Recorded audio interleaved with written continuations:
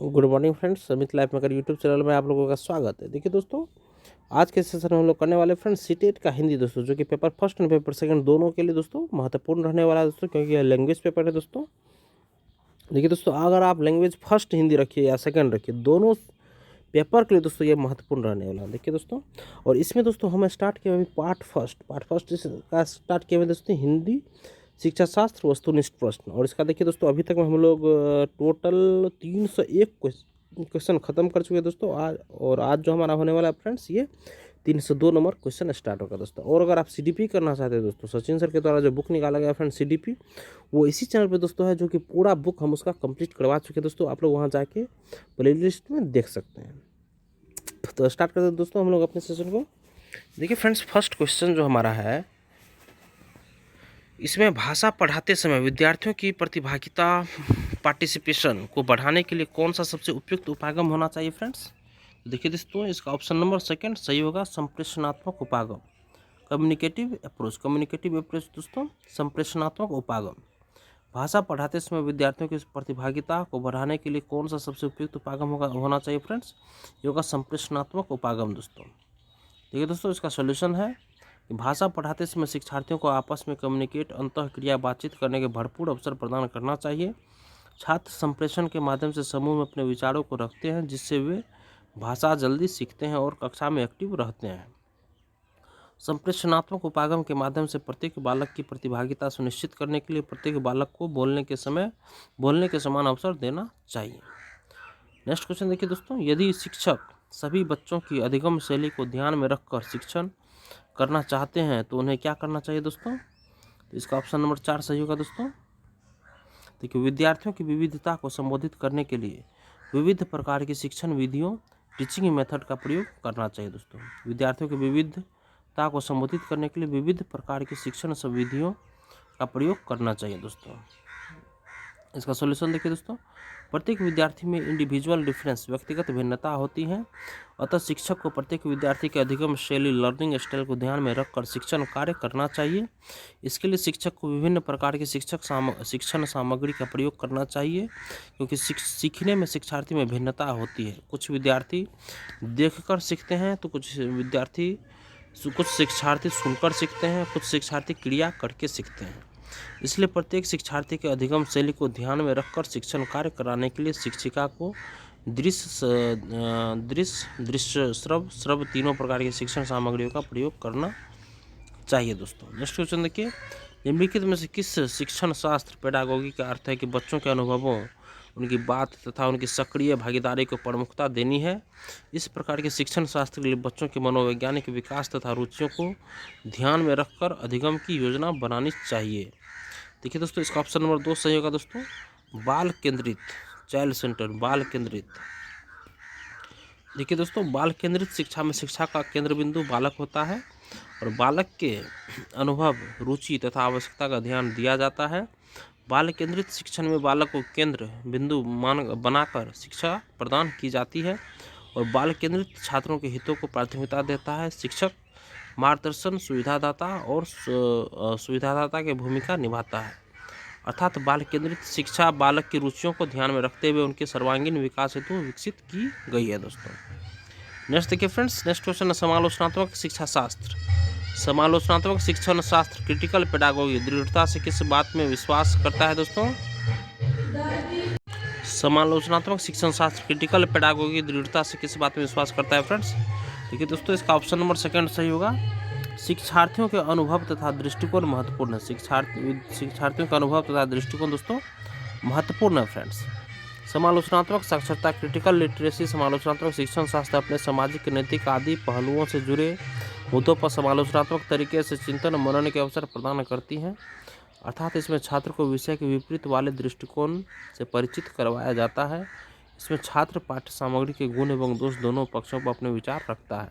अतः समालोचनात्मक शिक्षण शास्त्र में छात्र के अनुभव तथा दृष्टिकोण को महत्व दिया जाता है दोस्तों। नेक्स्ट क्वेश्चन देखिए, यदि शिक्षक नया पाठ पढ़ाने से पहले विद्यार्थियों को मनोरंजन से जुड़ी गतिविधि में संलग्न करते हैं तो क्या उद्देश्य हो सकता है फ्रेंड्स? देखिए, इसका ऑप्शन नंबर 4 सही होगा, विद्यार्थियों में प्रोत्साहन और उत्साह का संचार करना दोस्तों। देखिए, शिक्षक को चाहिए कि वह किसी भी नई पाठ सामग्री पढ़ाने से पूर्व विद्यार्थियों को मनोरंजन से जुड़ी कुछ गतिविधियां शामिल करें। इससे छात्र नया पाठ पढ़ते समय बोरियत महसूस नहीं करते हैं और कक्षा में उनका इंटरेस्ट बना रहता है। इससे छात्र नए पाठ को भी आसानी से समझ जाते हैं दोस्तों। नेक्स्ट क्वेश्चन देखिए, मनुष्य अनुभव के माध्यम से भाषा ठीक उसी प्रकार से सीखते हैं जिस तरह से वे अन्य कौशल सीखते हैं। यह किस विचारक के सिद्धांत की ओर संकेत करता है फ्रेंड्स? कि मनुष्य अनुभव के माध्यम से भाषा ठीक उसी प्रकार से सीखते हैं जिस तरह से अन्य कौशल सीखते हैं। यह किस विचारक के सिद्धांत की ओर संकेत करता है फ्रेंड्स? तो देखिए दोस्तों, इसका सही आंसर हो जाएगा दोस्तों स्किनर। दोस्तों स्किनर, देखिए फ्रेंड्स, स्किनर एक व्यवहारवादी मनोवैज्ञानिक है और व्यवहारवाद बिहेवियरिज्म यह मानता है कि बालक भाषा को अनुकरण के माध्यम से भाषा सीखता है दोस्तों। अर्थात स्किनर का मत है कि बालक भाषा उसी प्रकार अनुकरण इमिटेशन के माध्यम से सीखते हैं जैसे वे अन्य कौशल सीखते हैं दोस्तों। नेक्स्ट क्वेश्चन देखिए कि रचनावादी कक्षा में शिक्षार्थी किस प्रकार से कार्य करते हैं दोस्तों? इसका ऑप्शन नंबर फर्स्ट सही हो जाएगा दोस्तों। समूह में अंतःक्रिया इंटरेक्शन करते हैं तथा कक्षा में आवाजें करते हैं दोस्तों। ऑप्शन नंबर फर्स्ट सही होगा दोस्तों। देखिए दोस्तों, रचनावादी कंस्ट्रक्टिविस्ट शिक्षार्थी अनुभवों को वरीयता देता है। रचनावादी कक्षा उस कक्षा को कहा जाता है जहाँ छात्र आपस में अंतःक्रिया करते हैं, अपने विचारों और अनुभवों को साझा करते हैं, कक्षा में प्रश्न पूछते हैं। शांत कक्षा रचनावादी कक्षा का उदाहरण नहीं है, बल्कि जहाँ छात्र आपस में अंतःक्रिया करते हैं, अर्थात शोरगुल कक्षा रचनावादी कक्षा का उदाहरण है दोस्तों। नेक्स्ट क्वेश्चन देखिए, एक अध्यापक कक्षा 4 में 2 के जोड़ों में कार्य करवाती है। वह विद्यार्थी ए को वेटर बनने और विद्यार्थी बी को ग्राहक बनने के लिए कहती है और प्रत्येक जोड़े को आपस में संवाद करने के लिए कहती है। यह गतिविधि किसमें सुधार लाने के लिए सबसे कम योगदान देती है दोस्तों? ये दोस्तों ऑप्शन नंबर 4 इसका सही होगा, शब्द संपदा वोकैबुलरी दोस्तों। देखिए दोस्तों, इसका सॉल्यूशन, उपयुक्त प्रश्न में शिक्षिका जोरों में अभिनय के माध्यम से कार्य करवाती है जिससे विद्यार्थियों में निम्नलिखित कौशलों का विकास किया जा सकता है। और अभिव्यक्ति में देखिए फ्रेंड्स, जब छात्र जोरों में बातचीत करेंगे तो वे अपने विचारों को अभिव्यक्त कर सकते हैं जिससे उनके अभिव्यक्ति में सुधार होगा। और नेक्स्ट दोस्तों, सक्रिय श्रवण, जब एक छात्र बोलता है और दूसरा उसके विचारों को सुनता है तो श्रवण कौशल का विकास होगा। नेक्स्ट, वाक्य संरचना, सेंटेंस स्ट्रक्चर, छात्र एक दूसरे के शब्दों के वाक्य स्ट्रक्चर भी आसानी से समझ सकते हैं, किंतु शब्द संपदा में यह सबसे कम सुधार करेगा दोस्तों। नेक्स्ट क्वेश्चन देखिए, एक विद्यार्थी ने नववर्ष के उत्सव आयोजन पर एक अनुच्छेद लिखा। नववर्ष के दिन मेरे परिवार और मैंने अपने मित्रों को आखिरी घंटे गिनने के समय आमंत्रित किया। हम केक की दुकान पर गए और केक बनाने के लिए कहा। हम सजावट, खाने पीने की वस्तुएं भी लेकर आए। मेरे माता पिता ने गुब्बारे फुलाए और मैंने घर सजाने में मदद की। हमारे मित्र रात्रि भोज के लिए आए और मध्यरात्रि तक रुके। अनुच्छेद लेखन के संदर्भ में विद्यार्थियों को सर्वाधिक रूप से किस पर अधिक ध्यान देने के लिए कहना चाहिए दोस्तों? तो ऑप्शन इसका 4 देखिए बिल्कुल सही होगा दोस्तों, एडिटिंग, संपादन। दोस्तों, लेखन कौशल के लिए विद्यार्थियों को कई चरणों से गुजरना होता है। एक हो गया दोस्तों मानस मंथन, ब्रेन स्टॉर्मिंग, छात्र को जो कुछ लिखना है उसके बारे में मन में विचार करना। सेकेंड, रूपरेखा, फ्रेमवर्क, विचारों को अभिव्यक्त करना, लिखना। थर्ड है प्रारूपण, फॉर्मेटिंग, टॉपिक पर एक प्रारूप तैयार करना। और चौथा है दोस्तों पुनरावृत्ति, प्रूफ रीडिंग, जो कुछ लिखा है वह सही हो इसके लिए पुनरावृत्ति करना। 5 है संपादन, एडिटिंग, अंत में संपादन किया जाता है। अतः यहाँ छात्र से एडिटिंग, संपादन पर अधिक ध्यान देने के लिए कहा जाएगा। और नेक्स्ट क्वेश्चन देखिए फ्रेंड्स, 311 नंबर है, मातृभाषा आधारित बहुभाषावाद क्या है दोस्तों? मातृभाषा आधारित बहुभाषावाद क्या है फ्रेंड्स? देखिए दोस्तों, इसका ऑप्शन नंबर फर्स्ट सही होगा दोस्तों, कि किसी भी विद्यालयी शिक्षा मातृभाषा में आरंभ करना और बाद में अनेक भाषाओं को जोड़ते जाना। मातृभाषा आधारित बहुभाषावाद क्या है दोस्तों? किसी भी विद्यालयी शिक्षा मातृभाषा में आरंभ करना और बाद में अनेक भाषाओं को जोड़ते जाना। देखिए दोस्तों, इसका सॉल्यूशन है मातृभाषा आधारित बहुभाषावाद, मदर टंग बेस्ड मल्टीलिंगुअलिज्म। मातृभाषा आधारित बहुभाषावाद से तात्पर्य है कि बालक की प्रारंभिक शिक्षा उसकी मातृभाषा में दी जाए, बाद में उसमें अधिक से अधिक भाषाएं जोड़ी जाए। मातृभाषा दूसरे विषयों को समझने में मदद करती है। मातृभाषा पाठ्य सामग्री, विषय सामग्री अच्छी तरह से समझने में सक्षम बनाती है।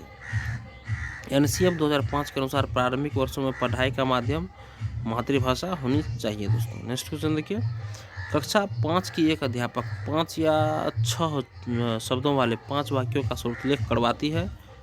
यह 2 बार यह 2 बार वाक्यों का श्रुतलेख करवाती है। यह 2 बार वाक्य पढ़ती है और शिक्षार्थियों को ध्यानपूर्वक सुनने के लिए कहती है और बोले गए वाक्यों को लिखने के लिए कहती है। यहाँ पर अध्यापक किस उपागम का प्रयोग करना चाहते हैं फ्रेंड्स? तो ऑप्शन नंबर 3 इसका सही होगा, ऊर्ध्वगामी उपागम, बॉटम अप अप्रोच ये यहाँ प्रयोग करना चाहती है दोस्तों।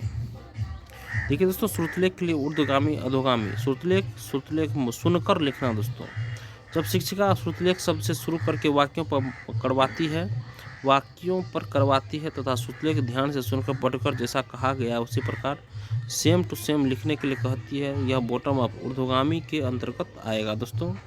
जब शिक्षिका श्रुतलेख कहानियों से शुरू करती है तथा शिक्षार्थियों को श्रुतलेख सेम टू सेम न लिखने के लिए अर्थात उस श्रुतलेख के निकटस्थ अर्थ अपने विचारों को जोड़ना लिखने के लिए कहती है, तो इस प्रकार का श्रुतलेख टॉप डाउन अधोगामी के अंतर्गत आएगा दोस्तों। नेक्स्ट क्वेश्चन देखिए, एक अध्यापक अपनी कक्षा में विभिन्न समूहों को 10 शब्दों का एक समूह देती है। वह ऐसे शब्द ढूंढने के लिए कहती है जो शब्द से समानता रखते हों और नया शब्द बनाने के लिए उनके आगे उपसर्ग या पीछे प्रत्यय जोड़ा जा सके। देखो 313 नंबर क्वेश्चन है, एक अध्यापक अपनी कक्षा में विभिन्न समूहों को 10 शब्दों का एक समूह देती है। वह ऐसे शब्द ढूंढने के लिए कहती है जो शब्द से समानता रखते हों और नया शब्द बनाने के लिए उनके आगे उपसर्ग या पीछे प्रत्यय जोड़ा जा सके। तो दोस्तों ये क्या होगा दोस्तों? इसे क्या कहा जाता है फ्रेंड्स? इसे कहा जाएगा विन्यास, कॉन्फ़िगरेशन। देखिए दोस्तों, जब शिक्षिका अपने शिक्षार्थियों को राइमिंग वर्ड्स, लयात्मक शब्दों के माध्यम से शब्द संपदा सिखाती हैं। लयात्मक शब्द देखिए दोस्तों, राइमिंग वर्ड्स एक ऐसे शब्दों से मिलते जुलते शब्द लिखना, इस प्रकार वो अपने छात्रों को शब्द विन्यास सिखा रही है। नेक्स्ट क्वेश्चन देखिए, एक अध्यापक कक्षा में समूह कार्य, जोड़े में कार्य और रोल प्ले करवाती है और आकलन के लिए शिक्षार्थियों का अवलोकन करती है। आकलन संबंधी इन गतिविधियों को क्या कहा जाता है फ्रेंड्स? इन्हें क्या कहा जाएगा? तो इन्हें दोस्तों 3 में संरचनात्मक आकलन, स्ट्रक्चरल असेसमेंट कहा जाएगा। देखिए इसका सॉल्यूशन है, संरचनात्मक आकलन फॉर्मेटिव असेसमेंट के अंतर्गत बच्चे का आकलन टीचिंग लर्निंग प्रोसेस दौरान किया जाता है। बच्चे का आकलन करने की यह उच्चतम विधि है। नेक्स्ट क्वेश्चन देखिए, एक अध्यापक कक्षा में वस्तुओं के ऊपर वस्तु का नाम शिक्षार्थी की भाषाओं अंग्रेजी तथा शिक्षार्थियों द्वारा जानी गई अन्य भाषाओं में लिखती है। और यहाँ पर अध्यापक क्या करने का प्रयास कर रही है? इसका ऑप्शन देखिए 4 नंबर सही होगा, कक्षा में भाषा समृद्ध परिवेश सृजित कर रही है। भाषा समृद्ध परिवेश, लैंग्वेज रिच एनवायरनमेंट। भाषा समृद्ध परिवेश से तात्पर्य भाषा हमारे चारों तरफ बिखरी हुई मिलती है, जैसे साइन बोर्ड, विज्ञापन, नेमप्लेट आदि। अर्थात बच्चा वातावरण से भाषा अनौपचारिक तरीके से सुनकर, बोलकर, अनुकरण करके सीखता है। भाषा समृद्ध परिवेश के अंतर्गत कक्षा में भाषा से संबंधित कहानियाँ, चित्र, वर्णमाला आदि लगाए जाते हैं। उपयुक्त प्रश्न में शिक्षिका भाषा समृद्ध परिवेश के अंतर्गत शिक्षार्थियों को विभिन्न भाषा से परिचित करवाती है। नेक्स्ट क्वेश्चन देखिए दोस्तों, भाषांतरण ट्रांसलैंग्वेजिंग से क्या तात्पर्य है? इससे क्या तात्पर्य है फ्रेंड्स? देखिए दोस्तों, इसका ऑप्शन नंबर 3 सही होगा, कक्षा में शिक्षा, अधिगम और बोलने के लिए अनेक भाषाओं का इस्तेमाल करना। ये ऑप्शन नंबर 3 हमारा सही होगा। देखिए फ्रेंड्स, इसका सॉल्यूशन भाषा अंतरण ट्रांसलैंग्वेजिंग, परभाषा व्यवहार, भाषांतरण ट्रांसलैंग्वेजिंग बहुभाषिकता का ही एक लचीला रूप है। ट्रांसलैंग्वेजिंग के अंतर्गत शिक्षक को जिस भाषा का ज्ञान है, शिक्षक उस भाषा का प्रयोग करेगा और बच्चे की भाषा का प्रयोग करेगा। अर्थात परभाषा व्यवहार से तात्पर्य ऐसी शिक्षण शास्त्रीय युक्ति से है जिसमें छात्र समूह में अपनी भाषा में कहानी सुनाते हैं और फिर कक्षा की सामान्य भाषा में वह कहानी सुनाते हैं। परभाषा व्यवहार का महत्वपूर्ण अर्थ यह है कि शिक्षार्थियों को विषय वस्तु और भाषाएं सिखाने के लिए उनकी मातृभाषा का प्रयोग करना है, न कि एक भाषा से दूसरी भाषा में अंतरण। कक्षा में शिक्षण, अधिगम और बोलने के लिए अनेक भाषाओं का इस्तेमाल करना। नेक्स्ट क्वेश्चन देखिए फ्रेंड्स, व्याकरण सीखने से क्या आशय है फ्रेंड्स? इसका ऑप्शन 3 सही होगा, अर्थ से संदर्भ में प्रयोग करना सीखना, ये व्याकरण सीखने से आशय है दोस्तों। देखिए दोस्तों, इसका सॉल्यूशन है, व्याकरण सदैव संदर्भ कॉन्टेक्स्ट में पढ़ाया जाना चाहिए। संदर्भ से तात्पर्य बालक को व्याकरण उसके रियल लाइफ से जोड़कर सिखाना, जिससे बालक व्याकरण को अपने रियल लाइफ में प्रयोग कर सके। इससे बालक व्याकरण आसानी से और बिना बोझ के सीख जाता है दोस्तों। और नेक्स्ट क्वेश्चन देखिए दोस्तों, निम्नलिखित में से कौन सा पठन शिक्षण का उद्देश्य नहीं है? तो ऑप्शन इसका 4 देखिए, पाठ्य सामग्री शब्द और वाक्यांशों को डिकोड करना ये दोस्तों शिक्षण का उद्देश्य नहीं है दोस्तों। इसका सॉल्यूशन देखिए, पठन शिक्षण का मुख्य उद्देश्य किसी पाठ्य वस्तु को पढ़कर अर्थ ग्रहण करना। पठन का उद्देश्य पढ़कर उसका अर्थ ग्रहण करके उसको परिस्थिति विशेष के अनुसार प्रयोग कर पाना। पाठ्य सामग्री के मुख्य बिंदु को शिक्षार्थी के पूर्व ज्ञान से जोड़ा जाना चाहिए और शब्दों में वाक्यों एवं नमूनों से अर्थ ग्रहण करना। पठन का उद्देश्य है पाठ्य सामग्री शब्द और वाक्यांशों को डिकोड करना। पठन का उद्देश्य नहीं है दोस्तों, क्योंकि डिकोड का अर्थ सिर्फ लिखित अक्षर को पढ़ पाना, उसका अर्थ नहीं समझना। नेक्स्ट क्वेश्चन देखिए, राष्ट्रीय शिक्षा नीति 2020 शास्त्रीय भाषाओं के अध्ययन की अनुशंसा किस रूप में करती है दोस्तों? राष्ट्रीय शिक्षा नीति 2020 शास्त्रीय भाषाओं के अध्ययन की अनुशंसा किस रूप में करती है दोस्तों? इसका ऑप्शन देखिए फर्स्ट सही होगा, विद्यालयी शिक्षा के मिडिल और माध्यमिक चरण के दौरान अतिरिक्त विकल्प के रूप में। विद्यालयी शिक्षा के मिडिल और माध्यमिक चरण के दौरान अतिरिक्त विकल्प के रूप में ऑप्शन सही है दोस्तों। देखिए, प्राथमिक स्तर 1 to 5 मातृभाषा, मिडिल माध्यमिक स्तर मातृभाषा, मदर टंग विदेशी भाषा, फॉरेन लैंग्वेज, शास्त्रीय भाषा, क्लासिकल लैंग्वेज।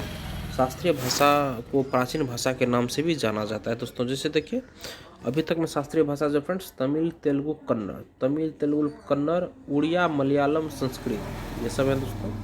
और नेक्स्ट क्वेश्चन देखिए फ्रेंड्स, शास्त्रीय भाषा को सदैव अतिरिक्त विकल्प वैकल्पिक विषय ऑप्शनल सब्जेक्ट के रूप में पढ़ाया जाता है दोस्तों। नेक्स्ट क्वेश्चन देखिए, भाषा के संदर्भ में संचार माध्यमों का प्रयोग न केवल सामाजिक संवेदनाएं विकसित करता है बल्कि डैश को समझने में मदद करता है। तो ऑप्शन इसका 2 सही होगा, विभिन्न माध्यमों में प्रयुक्त भाषा को समझने में मदद करता है दोस्तों। विभिन्न माध्यमों में प्रयुक्त भाषा को समझने में मदद करता है दोस्तों। ठीक है दोस्तों, इसका सॉल्यूशन है, विभिन्न भाषा के संदर्भ में संचार माध्यमों का प्रयोग, भाषा के संदर्भ में संचार माध्यमों का प्रयोग न केवल सामाजिक संवेदनाएं विकसित करता है बल्कि विभिन्न माध्यमों में प्रयुक्त भाषा को समझने में मदद करता है। अर्थात संचार भाषा के माध्यम से हम किसी भाव, विचार या जानकारी को दूसरों तक पहुंचाते हैं जिसके द्वारा हमें भाषाई विविधता का ज्ञान होता है। यह प्रक्रिया सामूहिक पैमाने पर होती है दोस्तों। नेक्स्ट क्वेश्चन देखिए फ्रेंड्स, कहानियों के विभिन्न शैलियों पर की गई चर्चा बच्चों को डैश में मदद करती है। ये ऑप्शन 2 सही होगा, कहानियाँ रचने में दोस्तों। कहानियों में विभिन्न शैलियों पर की गई चर्चा बच्चों को कहानियाँ रचने में मदद करती है दोस्तों। सॉल्यूशन देखिए फ्रेंड्स, जब कहानियों की विभिन्न शैलियों पर चर्चा की जाती है तो इससे छात्रों को कहानियाँ रचने में मदद मिलती है। अर्थात छात्र स्वयं अपनी कहानियाँ रचने का प्रयास करते हैं। कहानी का मुख्य उद्देश्य छात्रों को मनोरंजन करना व आनंद प्रदान करना है। कहानियों के माध्यम से ज्ञान को सरल और रोचक रूप में प्रस्तुत किया जाता है। बच्चों की कहानियाँ सुनने में अधिक रुचि होती है, अतः वह कठिन पाठ को भी आसानी से समझ जाते हैं दोस्तों। नेक्स्ट क्वेश्चन देखिए, 7वीं कक्षा में पढ़ाने वाले ऋषभ ने बच्चों को जल संरक्षण पर आधारित सरकार द्वारा जारी पोस्टर दिखाया और चर्चा की। ऋषभ द्वारा प्रयुक्त सामग्री दोस्तों क्या है दोस्तों? ये है प्रमाणिक है, ऑथेंटिक। ठीक है फ्रेंड्स, ऋषभ द्वारा प्रयुक्त सामग्री प्रमाणिक दृश्य सहायक सामग्री है। अधिगम की परिस्थितियों का सृजन करने तथा अधिगम के उद्देश्यों को प्राप्त करने के लिए संप्रेषण युक्तियों का चयन किया जाता है। इनको प्रभावशाली बनाने में दृश्य सहायक सामग्री प्रभावशाली है। दृश्य सामग्री का उपयोग शिक्षण को रोचक बनाता है जिसके कारण विषय वस्तु बालकों के लिए अस्थायी हो जाती है दोस्तों। नेक्स्ट क्वेश्चन देखिए, त्रिभाषा सूत्र, 3 लैंग्वेज फॉर्मूला के अनुसार स्कूल में पहली भाषा जो पढ़ाई जाए वह डैश हो या डैश भाषा। दोस्तों ये क्या होनी चाहिए फ्रेंड्स? इसका ऑप्शन फर्स्ट देखिए, त्रिभाषा सूत्र के अनुसार स्कूल में पहली भाषा जो पढ़ाई जाए वह दोस्तों मातृभाषा हो या क्षेत्रीय लोकल लैंग्वेज भाषा दोस्तों। ठीक है दोस्तों, त्रिभाषा सूत्र, बालक को 3 भाषाएं पढ़ाना चाहिए किंतु बालक की प्रारंभिक शिक्षा सदैव उसको मातृभाषा से शुरुआत करनी चाहिए। और मातृभाषा दोस्तों, मातृभाषा किसी बालक के लिए भाषा का पहला रूप होती है, अतः बालक के घर में बोले जाने वाली भाषा। बालक अपनी मातृभाषा में जल्दी सीख पाता है क्योंकि उस भाषा से वह परिचित होता है, जिससे कठिन चीज़ें भी वह जल्दी सीख जाता है। नेक्स्ट क्वेश्चन देखिए, व्याकरण पढ़ाने की आगमन विधि डैश पर सर्वाधिक बल देती है। किस पे बल देती है दोस्तों? ये दोस्तों ऑप्शन नंबर 3 देखिए, उदाहरण पर ज़्यादा बल देती है फ्रेंड्स, एग्जाम्पल पे। देखिए दोस्तों, आगमन विधि, इंडक्टिव मेथड, व्याकरण पढ़ाने के आगमन विधि को उत्कृष्ट विधि माना जाता है। आगमन विधि में व्याकरण सिखाते समय पहले उदाहरण दिया जाता है। उदाहरण भी ऐसे होते हैं जो उसके वास्तविक जीवन से संबंधित हो और उसके बाद नियम बताए जाते हैं, अर्थात बालक को प्रत्यक्ष अनुभव से अप्रत्यक्ष की ओर ले जाया जाता है। अतः व्याकरण सदैव संदर्भ में या आगमन विधि द्वारा सिखाया जाना चाहिए दोस्तों। नेक्स्ट क्वेश्चन देखिए, संदर्भ, कॉन्टेक्स्ट में व्याकरण किस पर बल देता है दोस्तों? तो इसका ऑप्शन नंबर 4 सही होगा, पाठ पढ़ाते समय प्रसंगवश आने वाले व्याकरणिक बिंदुओं को स्पष्ट करने पर। देखिए दोस्तों, संदर्भ में व्याकरण पढ़ाने से तात्पर्य है कि पाठ पढ़ाते समय शब्दों एवं कहानियों से जोड़कर व्याकरण सिखाना, जैसे पाठ के बीच में संज्ञा, क्रिया आदि से प्रसंगवश कहानी से जोड़कर बताना। नेक्स्ट क्वेश्चन देखिए दोस्तों, कविता शिक्षण के समय शिक्षक द्वारा ऐसे प्रश्नोत्तर पर बल देना चाहिए कि ऑप्शन इसका 2 देखिए, जिनके उत्तर विभिन्न हो दोस्तों। कविता शिक्षण के समय शिक्षक द्वारा ऐसे प्रश्नोत्तर पर बल देना चाहिए जिनके उत्तर विभिन्न हो दोस्तों। देखिए दोस्तों, कविता शिक्षण करते समय या कुछ भी पढ़ाते समय सदैव विभिन्न उत्तर वाले अपसारी चिंतन वाले प्रश्न पूछने चाहिए। इससे बालक विभिन्न दिशाओं में सोचता है, जिसमें बालक में रचनात्मक शक्ति का विकास होता है। कविता शिक्षण के मुख्य उद्देश्य दोस्तों, देखिए मुख्य उद्देश्य इसका लयपूर्वक काव्य पाठ द्वारा आनंद प्रदान करना तथा रुचिका का विकास करना, काव्यगत भावों द्वारा रसानुभूति प्राप्त करना, कल्पना शक्ति व तर्क शक्ति का विकास करना, कविता में निहित भावों को अपने परिवेश से जोड़कर देख पाना, कविता शिक्षण का मुख्य उद्देश्य है दोस्तों। व्याकरण सिखाना काव्य शिक्षण की विशेषता नहीं है। कविता शिक्षण में सर्वाधिक महत्वपूर्ण है कविता का भावपूर्ण पठन। नेक्स्ट क्वेश्चन देखिए दोस्तों, गद्य शिक्षण में अपेक्षित नहीं है। क्या अपेक्षित नहीं है फ्रेंड्स? ये अनुकरण क्षमता का विकास अपेक्षित नहीं है दोस्तों। गद्य शिक्षण की विशेषता देखिए फ्रेंड्स, तार्किक शक्ति का विकास करना, भाषा के बारे क्या समझना, कल्पना शक्ति का विकास करना। गद्य शिक्षण का उद्देश्य देखिए फ्रेंड्स, व्याकरण सम्मत भाषा का प्रयोग करना, शब्दों की शब्दावली प्रयोग करना, कल्पनाशीलता का विकास करना, लेखन में रचनात्मक व मौलिकता का विकास करना।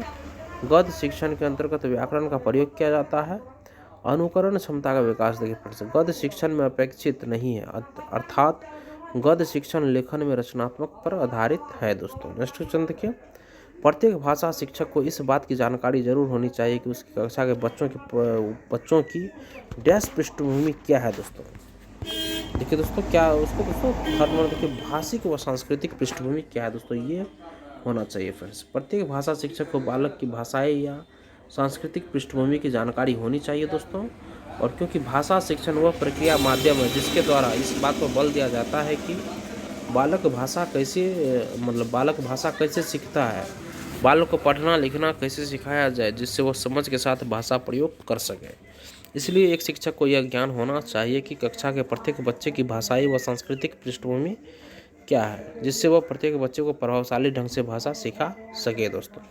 नेक्स्ट क्वेश्चन देखिए, हिंदी भाषा के पाठ्य पुस्तकों में हिंदीतर भाषाओं की रचनाओं को भी स्थान मिलना चाहिए ताकि इसका ऑप्शन देखिए दोस्तों 2 सही है, बच्चे हिंदीतर रचनाओं की भाषिक विशेषताओं से परिचित हो सके दोस्तों। देखिए दोस्तों, हिंदी भाषा के पाठ्य पुस्तकों में हिंदीतर भाषाओं अर्थात अन्य भाषाओं जैसे अंग्रेजी, संस्कृत आदि भाषाओं की संरचनाओं का भी समावेश इंक्लूशन होना चाहिए। इसका एक महत्व यह भी है कि हिंदी की पाठ्य पुस्तक को समावेशी बनाना, अर्थात जब हिंदी भाषा के पाठ्य पुस्तक में अन्य भाषाओं का भी समावेश होगा तब छात्र अन्य संरचनाओं की भाषिक विशेषताओं तथा भाषा के विभिन्न रंगतों से परिचित भाषिक हो सकेंगे। नेक्स्ट क्वेश्चन देखिए फ्रेंड्स, उच्च प्राथमिक स्तर पर हिंदी भाषा शिक्षण का एक महत्वपूर्ण उद्देश्य है दोस्तों। कौन सा दोस्तों उद्देश्य महत्वपूर्ण है फ्रेंड्स? इसका ऑप्शन नंबर देखिए दोस्तों फर्स्ट सही होगा, हिंदी भाषा की नियमबद्ध प्रकृति को पहचानना। हिंदी भाषा की नियमबद्ध प्रकृति को पहचानना दोस्तों। उच्च प्राथमिक स्तर पर हिंदी भाषा शिक्षण का उद्देश्य है कि हिंदी भाषा के शब्द भंडार में वृद्धि करवाना, उनको शब्दों के उचित प्रयोग करना सिखाना, जिससे वे अपनी मौखिक अभिव्यक्ति को महत्वपूर्ण बना सके और उनको इस योग्य बनाना कि वे अपने शब्द भंडार का सक्रिय रूप से प्रयोग कर सकें। नेक्स्ट क्वेश्चन देखिए दोस्तों, भाषण परिचर्चा संवाद बच्चों डैश की क्षमता का विकास करने में सहायक है दोस्तों। ऑप्शन 2 सही है इसका, मौखिक अभिव्यक्ति ओरल एक्सप्रेशन की क्षमता का विकास करने में सहायक है दोस्तों। भाषण परिचर्चा संवाद बच्चों मौखिक अभिव्यक्ति की क्षमता का विकास करने में सहायक है दोस्तों। भाषा सिखाने की सर्वोत्तम पद्धति वह है जिसमें छात्र परस्पर अंतःक्रिया करके सीखते हैं, अर्थात बच्चे भाषा को दैनिक वार्तालाप की भाषा से जोड़कर सीखते हैं। भाषण परिचर्चा संवाद वाद विवाद आदि के द्वारा बच्चे की मौखिक अभिव्यक्ति क्षमता का विकास किया जाता है। मौखिक अभिव्यक्ति कौशल में शिक्षण वार्तालाप द्वारा प्रत्येक छात्र को भाषा सीखने के लिए प्रेरित करता है, क्योंकि मौखिक कार्य द्वारा ही व्यवहार में कुशलता आती है दोस्तों। नेक्स्ट क्वेश्चन देखिए, गद्य रचना को पद में रूपांतरित करना और पद को गद्य में रूपांतरित करना क्या डैश में मदद करता है फ्रेंड्स? ये दोस्तों भाषाई संरचनाओं का अधिकार, भाषाई संरचनाओं पर अधिकार में मदद करता है दोस्तों। देखिए दोस्तों, जब व्यक्ति को भाषा की संरचना पर जबरदस्त पकड़ होती है तो वह किसी भी विद्या को परिवर्तित कर सकता है, जैसे पद को गद्य तथा गद्य को पद स्थान में परिवर्तित कर सकता है दोस्तों। ये दोस्तों आज के सेशन में हम लोग 335 क्वेश्चन ही तो रहने देते हैं फ्रेंड्स। सेशन अगर आप लोगों को पसंद आया फ्रेंड्स तो सेशन को लाइक जरूर कीजिएगा और किसी एक ग्रुप में इसको शेयर जरूर कर दीजिएगा। धन्यवाद दोस्तों, आपका दिन शुभ।